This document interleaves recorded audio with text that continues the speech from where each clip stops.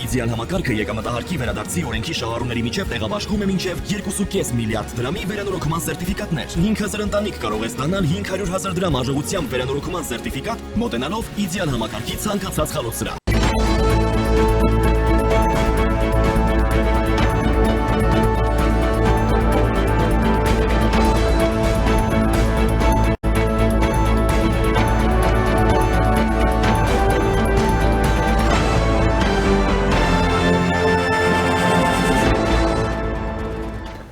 Եվ այսպես երեկ Հայաստան է ժամանել Ռուսաստանի արտաքին գործերի նախարար Սերգեյ Լավրովը։ Սա Արցախի կորստից հետո Լավրովի առաջին այցն է Հայաստան։ Երեկվանից մայրաքաղաքում որոշ քաղաքական գործիչներ ու խմբեր բողոքի ցույցեր են կազմակերպում ընդդեմ Լավրովի այցի։ Մասնավորապես Կիևյան կամրջից մեծ պաստառ է կախվել Վլադիմիր Պուտինի նկարով եւ մարդասպան գրությամբ։ Ակցիան նախաձեռնել էր Հանուն Հանրապետություն կուսակցությունը։ Այնուհետև պաստառները հայտնվել են օդանավակայան տանող ճանապարհին, սակայն ոստիկանները հեռացրել են դրանք։ Այսօր առավոտից բողոքի ակցիաները շարունակվել են արտգործնախարարության դիմաց, որտեղ տեղի է ունեցել Ռուսաստանի եւ Հայաստանի արտգործնախարարների համատեղ մամուլի ասուլիսը։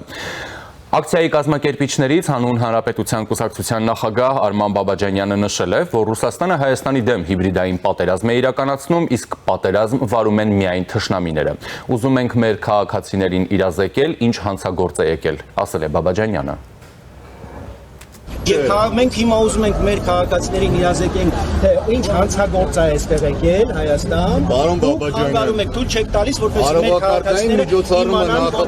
հիմա այստեղ քաղաքացիային իրականացնում, մենք ենք մենք որևէ կես չենք ուզում, կոչնդոտենք ձեր ակցիային, ընդհանրապես տեղանքի առումով խնդրում ենք առաջանալ է փողոցի այն կողմ խաղաղ ակցիային։ Հենց հիմա կոչնդոտում ենք առանց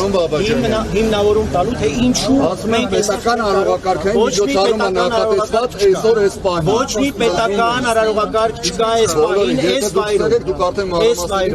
այս վայրում ոչ մի պետական արարողակարգ այս հատվածում չկա։ Այնտեղ ամեն ինչ վերջանալու է, այս արարողակարգային միջոցառումը նախատեսված է արտգործնախարարության։ Շենքում են, չէ՞։ Հիմա իրենք ասուլիս են տալի, մենք ինչով ենք այստեղ գտնվելով խանգարում։ Մենք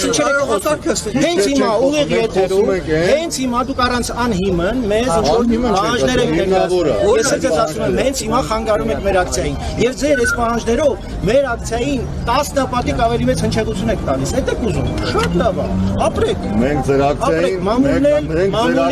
մամուլնել իմանում է, որ ոստիկանությունը ուղղակի քաղաքական իշխանության հրահանգով ռուսները ձեզ հրահանգել են, որպեսզի գաք այստեղ այս 10-15 հոգանոց ակցիան նույնիսկ թույլ չտակ խաղաղ ակցիան չենք իրականացնել։ Ինչի մասին է խոսքը։ Ձեն չենք անել, լուրջ կանգնեցինք։ Նա նաև նշել է, որ հենց Ռուսաստանի պատճառով է տեղի ունեցել Արցախի հայաթափումը եւ որ ակցիան ունի կոնկրետ նպատակ Լավրովին ցույց տալու իր տեղը, նա չպիտի գա Հայաստան։ Ռուսական քարոզչական նկարատիվները վերել էստեղ տիրաժավորել։ Մենք ցեղասպանություն ապրած ժողովուրդ ենք եւ պարտավոր ենք։ Ուղղակի կարեկցել են ամեն ինչ որ տեղի ունենում Ուկրաինայի հետ, Ուկրաինայի ժողովրդի հետ։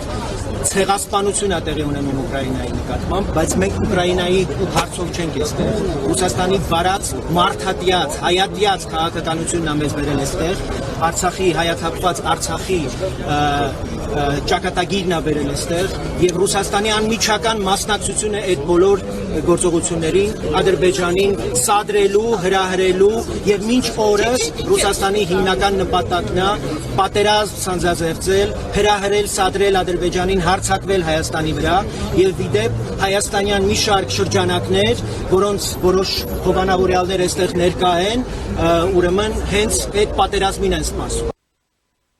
Իսկ Հանուն Հանրապետության կուսակցության փոխնախագահ Ռուբեն Մեհրաբյանը հայտարարեց, որ հայ-ռուսական բարեկամություն չի կարող լինել, որովհետև Ռուսաստանը Հայաստանի համար բարեկամ երկիր չէ։ Հայ-ռուսական բարեկամության մասին կարելի է խոսել միայն անհատական հիմարության պարագայում։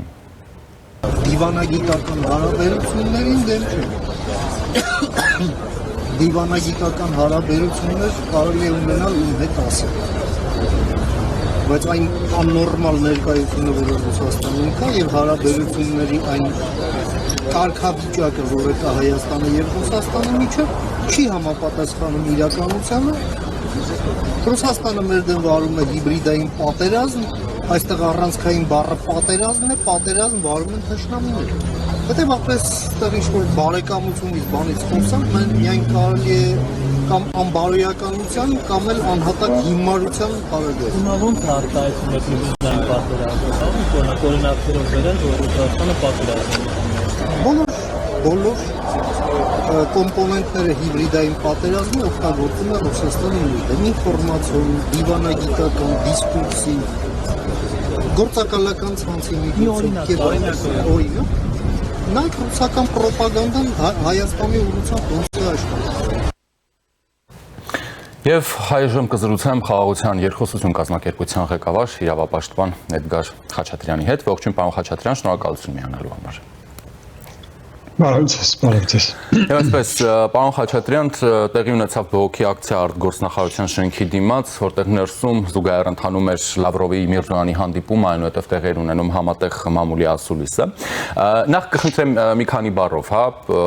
ընդհանուր այս իրավիճակի մասով։ Իդեպ ոստիկանների վարքը բավականին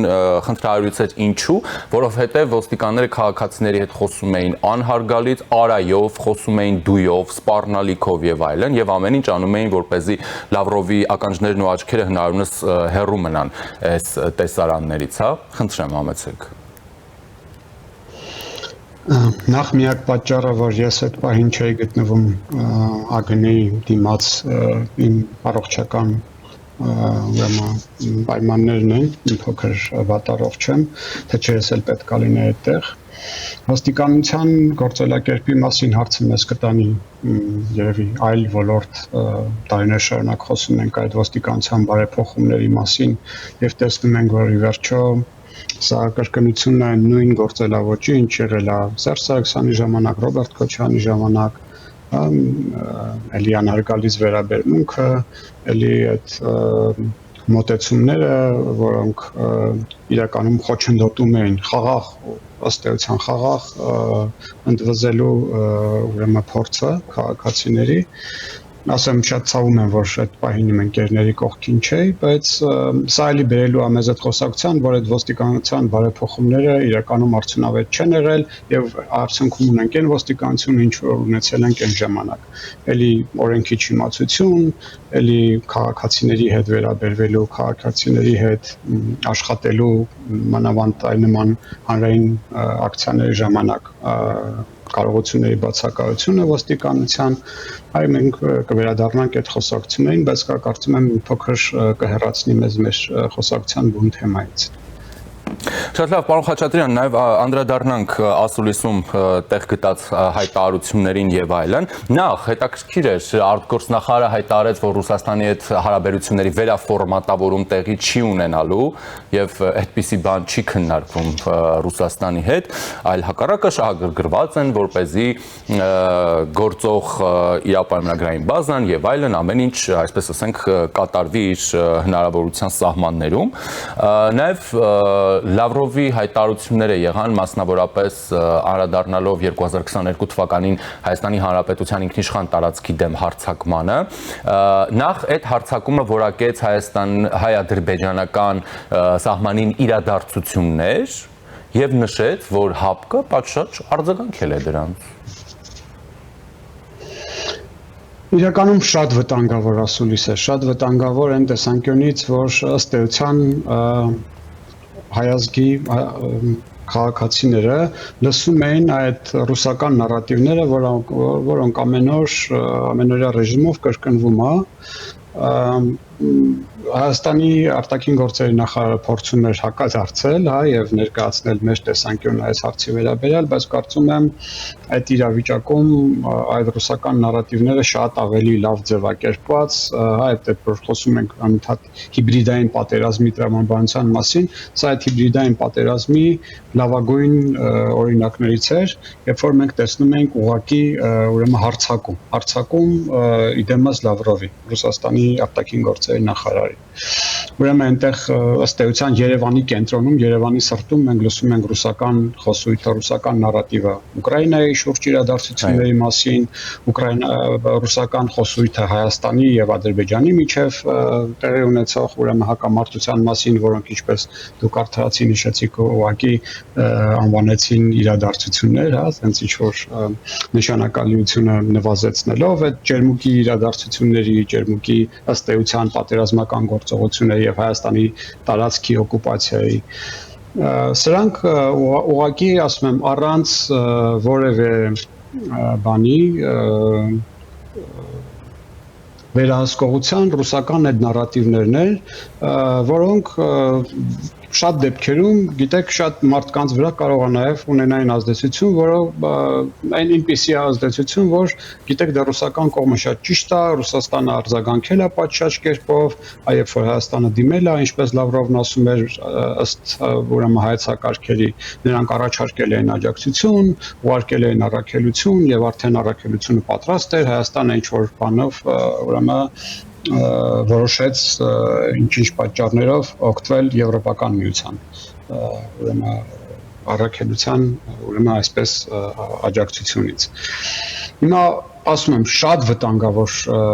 եզրույթներ, շատ վտանգավոր կարծիքներ լսեցինք Ռուսաստանի Դաշնության արտաքին գործերի նախարարից, բացի դրանից գիտեք ավելի վտանգավոր էր ինձ համար այն որ մենք խոսում ենք նրա մասին որ որևէ վերաֆորմատավորում չենք նախատեսում, սակայն իրողությունը ինքնին ցույց է տալիս որ այնքան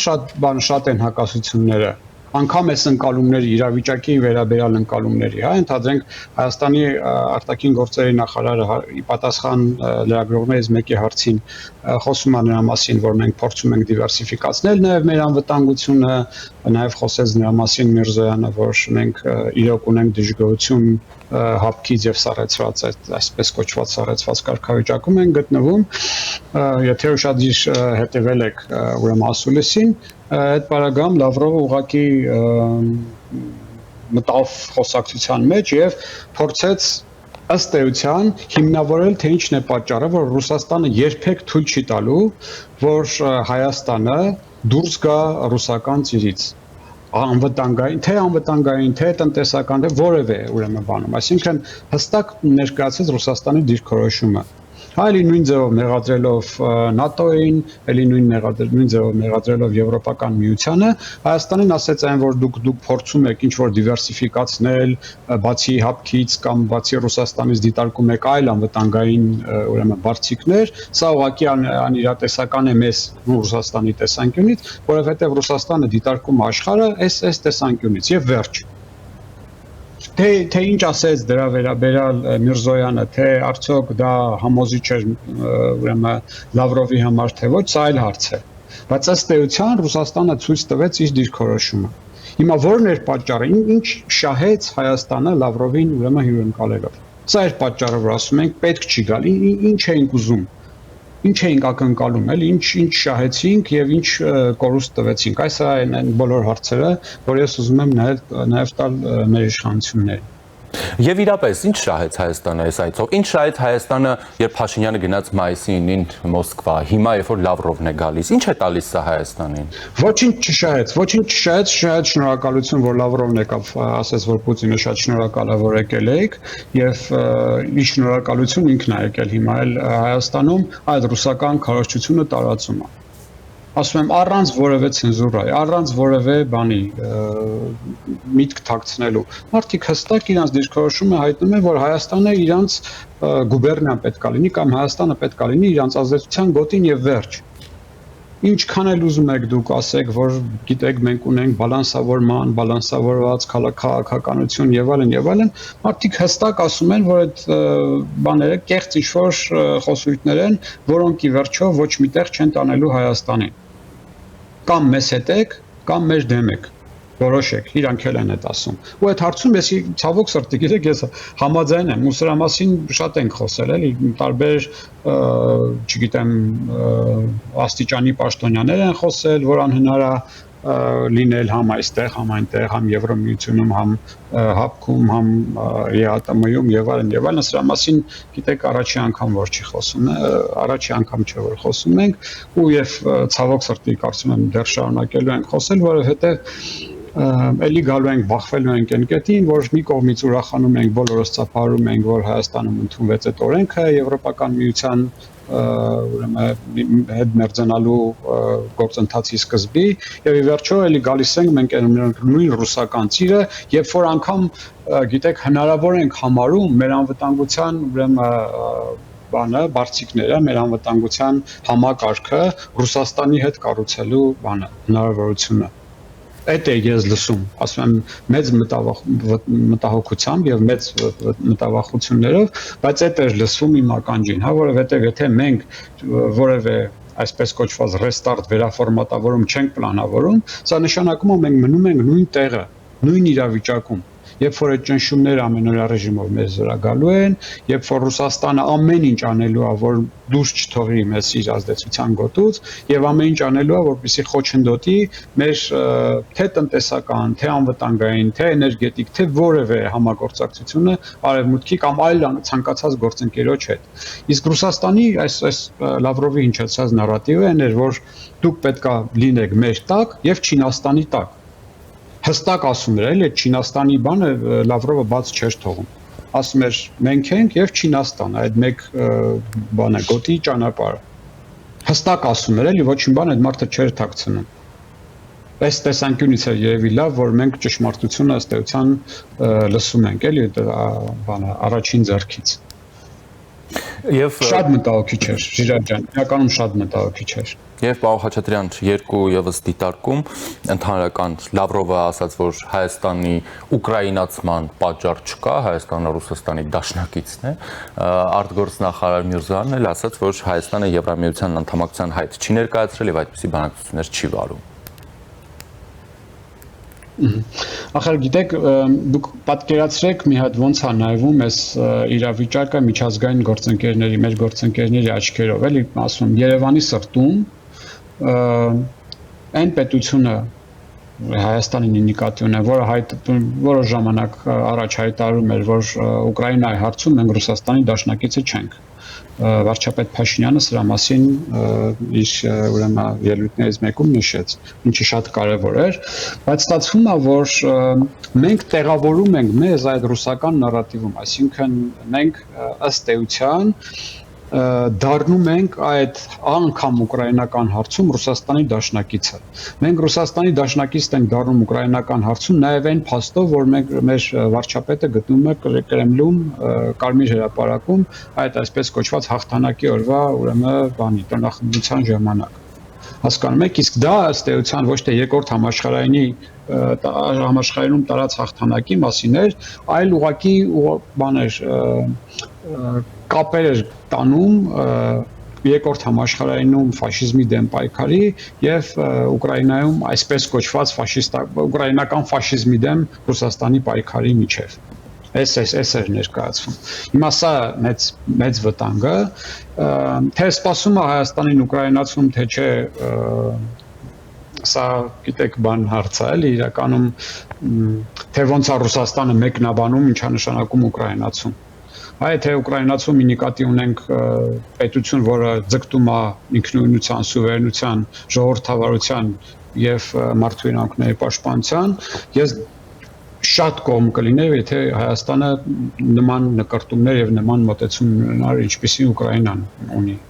Ես չեմ ամաչում այդ ուկրաինացումից։ Եթե ուկրաինացումի նկատի ունենք, որ Ռուսաստանը հարձակվի նաեւ Հայաստանի վրա, այս էլ բավականին լուրջ քննարկելու հարց է։ Համենայն դեպս մենք բոլորս էլ հասկանում ենք, որ Ռուսաստան ուղիղ սահման չունի Հայաստանի Հանրապետության հետ, բարեբախտաբար, եւ սա կնշանակի մեծ միջազգային սկանդալ, ավելի մեծ երևի, քան Ուկրաինայի պարագայում, որովհետեւ սա նշանակում է, որ Վրաստանի միջոց կամ չգիտեմ ինչ որ գիտաֆանտաստիկ միջոցներ են հնարել Ռուսաստանում, որպեսզի Հայաստանի նկատմամբ նման ագրեսիա իրականացնեն։ Մյուս կողմից էլի, եթե այս հարթության մեջ ենք նայում, նաեւ գիտեք, եթե որպես մեսիջ սա ինձ համար նաև էլի մտահոգիչ էր, որովհետև սա նշանակում է, որ Հայաստանի իշխանությունները այնպիսի բաներ չեն անում, որ ուկրաինական սցենարը մենք դիտարկենք նաև Հայաստանի համար։ Այսինքն ըստ էության կարելի է թարգմանել սա, որ Հայաստանի իշխանությունները խելոք են իրենց պահում եւ ուրեմն հիմք չեն ստեղծում մեզ համար, որպեսզի ուկրաինական սցենարը օգտագործեն նաև Հայաստանի դեմ։ Եթե կարճ այս տարբեր էպիզոդներով, էլի տարբեր շերտեր փորձեցի վերանեմ, թե ոնց եմ ես մեկնաբանում այդ ուկրաինական սցենարի եւ Հայաստանի միջև տարված անալոգիաները։ Շնորհակալ եմ, պարոն Խաչատրյան։ Ես եմ շնորհակալ։ Զրուցակիցս Խաղաղության երկխոսություն կազմակերպության ղեկավար իրավապաշտպան Էդգար Խաչատրյանն էր։